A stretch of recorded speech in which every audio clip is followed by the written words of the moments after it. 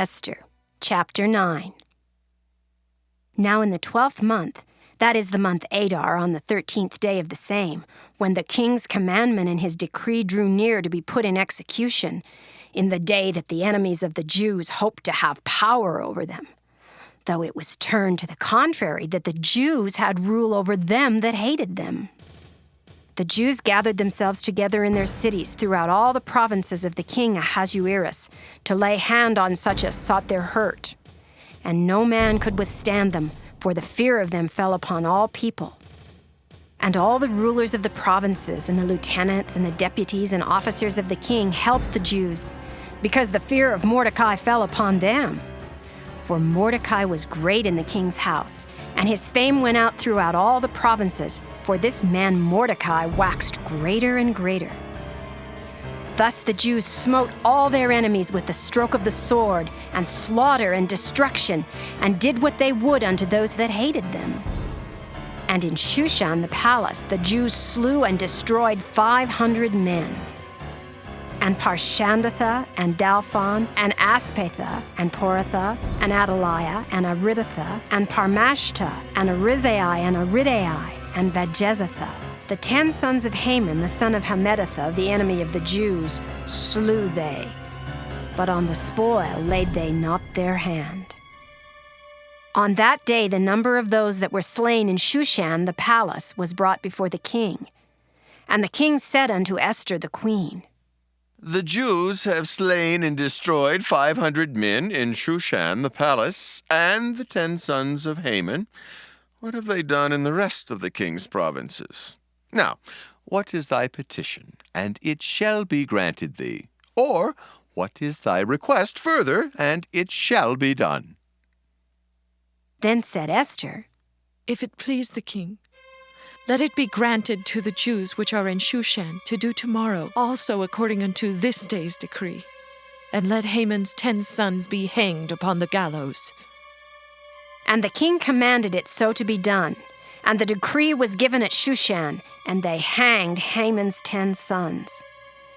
For the Jews that were in Shushan gathered themselves together on the 14th day also of the month Adar, and slew 300 men at Shushan, but on the prey they laid not their hand.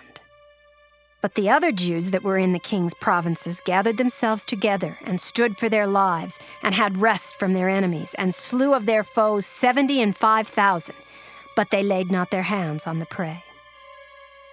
On the 13th day of the month Adar, and on the 14th day of the same, rested they, and made it a day of feasting and gladness.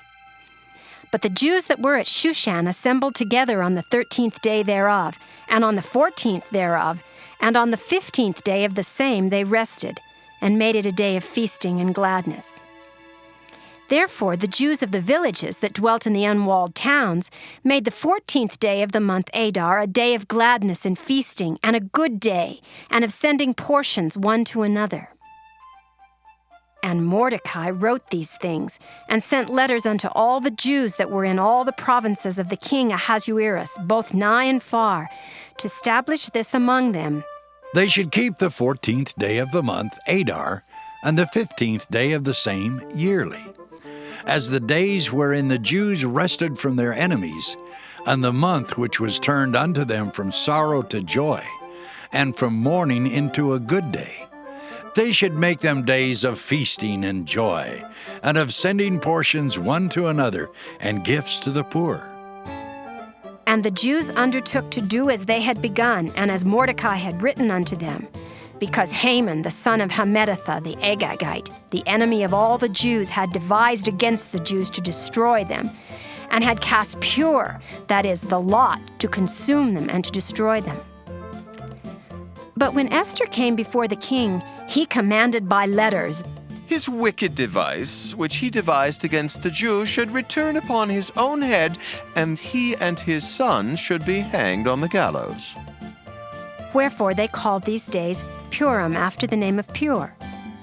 Therefore for all the words of this letter, and of that which they had seen concerning this matter, and which had come unto them, the Jews ordained and took upon them, and upon their seed, and upon all such as joined themselves unto them, so as it should not fail that they would keep these 2 days according to their writing, and according to their appointed time every year, and that these days should be remembered and kept throughout every generation, every family, every province, and every city, and that these days of Purim should not fail from among the Jews, nor the memorial of them perish from their seed.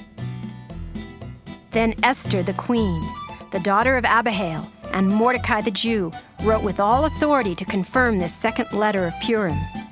And he sent the letters unto all the Jews to the 127 provinces of the kingdom of Ahasuerus with words of peace and truth, to confirm these days of Purim in their times appointed, according as Mordecai the Jew and Esther the queen had enjoined them, and as they had decreed for themselves and for their seed the matters of the fasting and their cry. And the decree of Esther confirmed these matters of Purim, and it was written in the book.